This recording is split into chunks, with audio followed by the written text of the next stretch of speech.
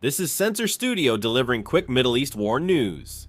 Iran launched Shahed drones at Azerbaijan's Nakhchivan International Airport, continuing its drone attacks. Multiple drone attacks are ongoing, and missiles have also landed in Azerbaijan. Casualties are being counted. An Iranian drone crashed at Azerbaijan's Nakhchivan Airport, causing damage. Similarly, this is Azerbaijan. You can see the airport building has been damaged. This is Tehran. The Iranian Red Crescent said that since Saturday, the US and Israeli forces have carried out 1,332 attacks in Iran, targeting at least 636 locations, including 105 civilian facilities. This is the Tehran area. Israeli forces launched large-scale airstrikes in Tehran, causing significant damage to a police station. This is Karaj. Israeli forces also carried out large-scale airstrikes on Karaj, targeting the airport. This is Bandar Abbas, Iran. After a US attack, you can see 4 columns of smoke rising and fires continuing to burn. This is the aftermath of the airstrikes in Iran. Some water supply and power facilities in Lebanon were damaged by attacks from Israel and the US. Israeli forces conducted airstrikes in Lebanon, targeting highways and destroying a Hezbollah building in the south.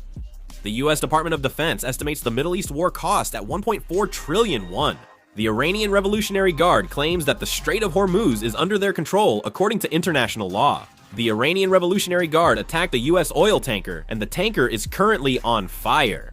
A second Iranian warship is nearing Sri Lankan waters, the same area where a US submarine sank an Iranian frigate yesterday. Sri Lanka's media minister Nalin Jayatissa said the warship with over 100 crew is just outside Sri Lankan territorial waters. The Ministry of Transport reports 2 flights with stranded Israelis have landed at Ben Gurion Airport. The Abu Dhabi media office says limited flights have resumed at Abu Dhabi Zayed International Airport. Italian Prime Minister Giorgia Meloni said Italy will give air defense support to Gulf countries under attack from Iran.